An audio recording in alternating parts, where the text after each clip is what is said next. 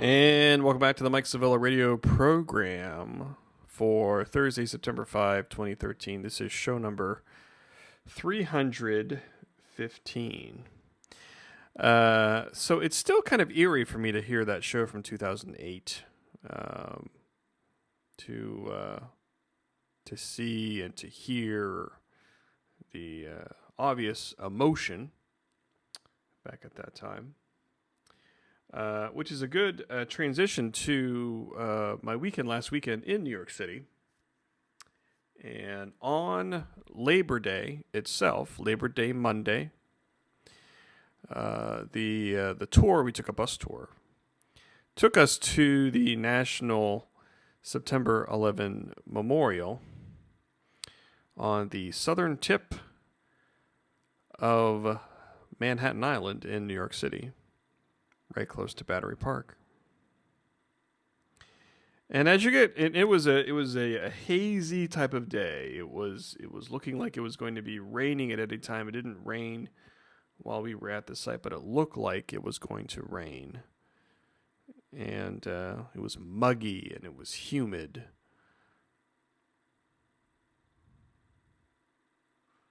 A stark contrast to that day in 2001 when it was the clear skies, from what I remember from the reports. And the bus dropped us off at a street at a place called Trinity Church. And you walk down one block, and there's some stairs that go down for part of that block. And then you turn right onto Greenwich Street. And as you turn right, you see it right in front of you. You don't see the memorial, you see the tower. You see One World Trade. You see Freedom Tower. And you're kind of standing at the base of it, and you look up and you see how high it is. 1,776 feet. 1776 feet.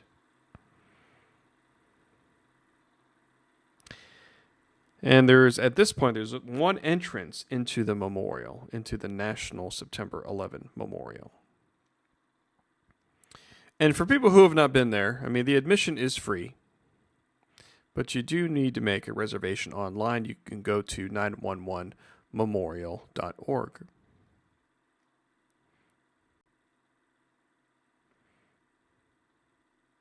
And you see all these people down there getting in line. And then it occurred to me that I should share this experience with all of you out there on my Twitter feed, because I didn't know what else to do. I was like, I have to share this experience. So I get on my Twitter feed and I check in. And then it wasn't a huge series of tweets. It was just certain points where I felt like I was moved to share something.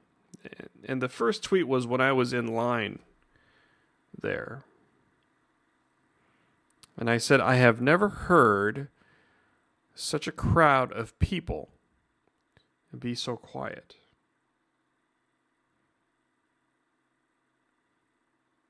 Because as you get in line to even enter the site, I mean, there's a lot of people there.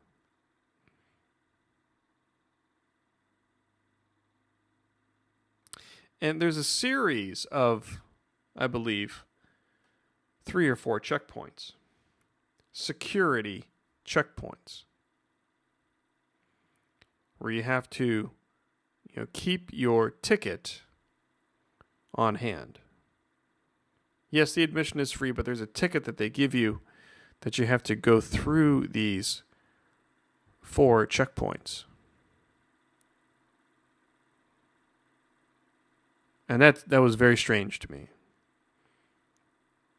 We're at a place where you would go through a series of checkpoints for a memorial site, for a tourist site. that was weird to me. That kind of intensified the situation. That intensified the importance of the situation. And I intentionally did not bring a lot of things with me. Usually people that know me when I travel, I have this huge backpack on my back where I have probably every electronic equipment that I own. But I left that on the bus. I had my phone and I had my small little point and shoot camera. And I went through these 4 checkpoints. And the last checkpoint, when you leave that checkpoint, you go up a small ramp into the memorial site area, a little plaza in there.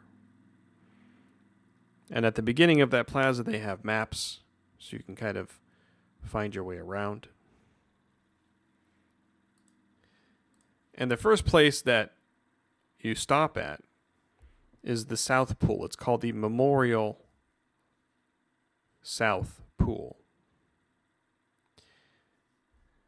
And at the Memorial South Pool, everybody knows the names, that they're there. Yeah, they're the names of the first responders, World Trade Center South, Flight 93, Flight 77, the Pentagon, Flight 175.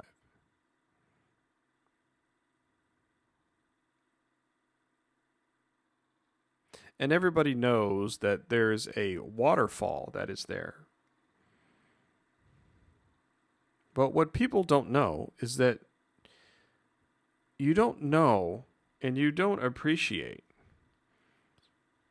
how large this pool is until you're there in person. And you don't appreciate how loud those waterfalls are until you stand right there.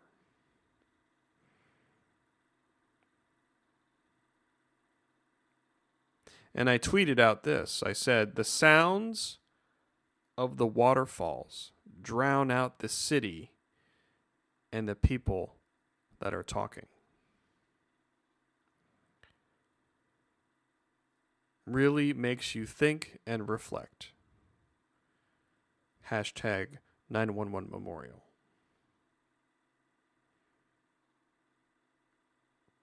And you cannot help but just stand there and you look across this large pool, this waterfall pool, and you look far away to how far this goes.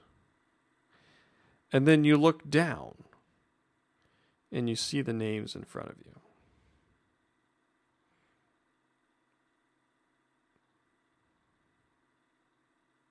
And then from this South Pool, you look up and you see One World Trade standing right there. You see the Freedom Tower standing right there.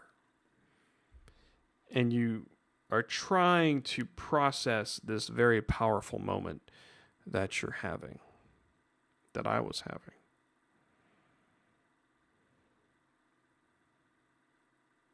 It's very emotional.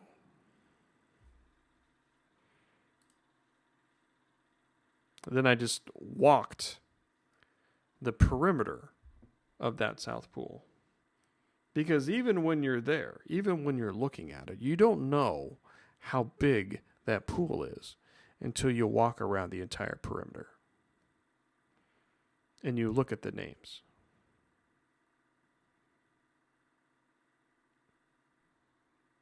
And as you're walking around, you hear these people talking. You hear people in different languages talking.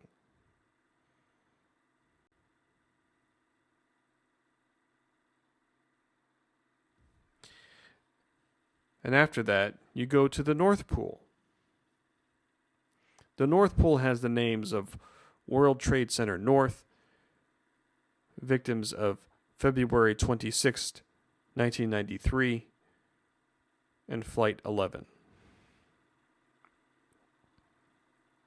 It's a much quieter site because the checkpoint goes right to the South Pool, but the North Pool, there was less people there. And the North Pole, you are closer to One World Trade. You are closer to the Freedom Tower.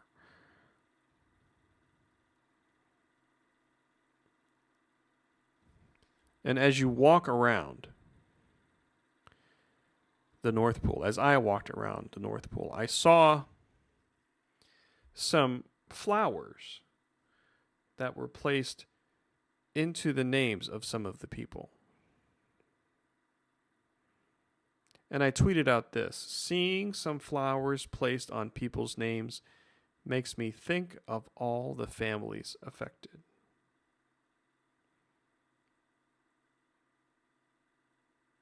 And there are people there with their families. There are people there talking with their children, talking with their young children. And I tweeted out this: seeing young child being taught by parents and grandparents about what happened here. Never forget.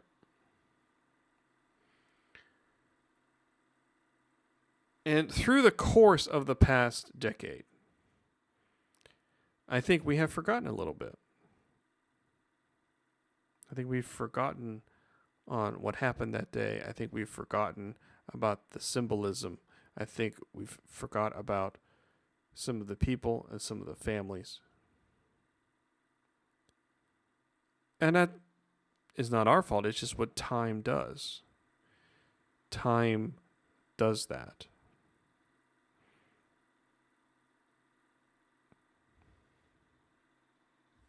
And one of the other interesting things in that plaza there is called the survivor tree. And in some of the literature of the memorial site, it says this: all but one of the trees on the memorial are swamp white oaks. The exception is a Callery pear tree known as the survivor tree. This tree was planted on the original World Trade Center Plaza in the 1970s and stood at the eastern edge of the site near Church Street. After 9/11/2001, workers found the damaged tree reduced to an 8-foot tall stump in the wreckage at Ground Zero.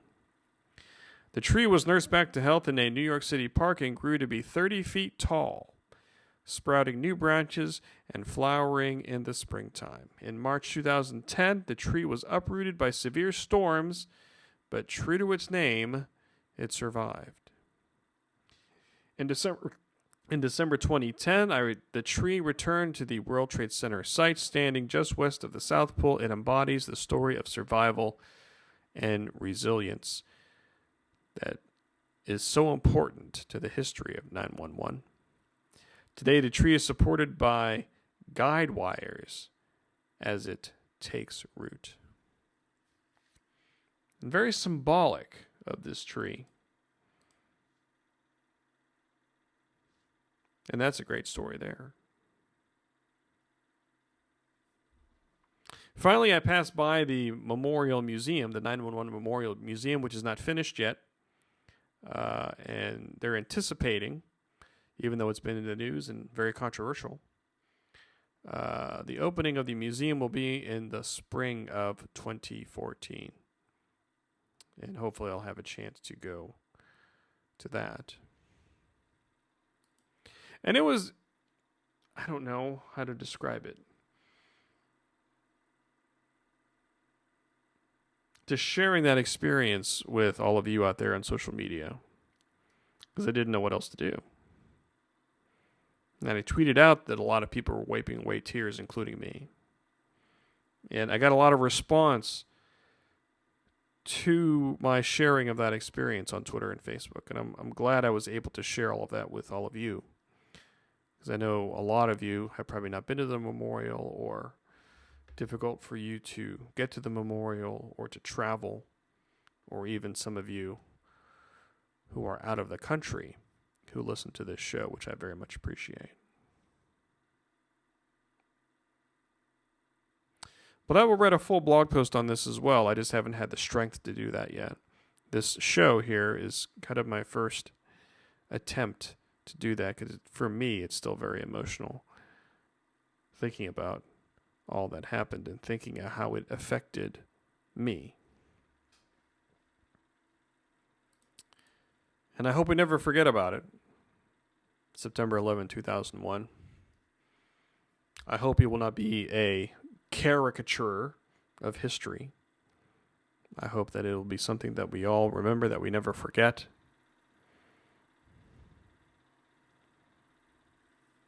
Because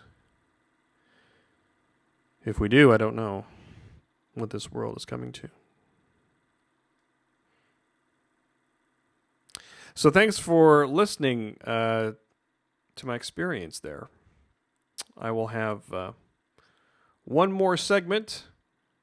Well, I will talk about some of the other things that I did in New York City here on the Mike Sevilla radio program in just the last few minutes of this show. We'll be right back.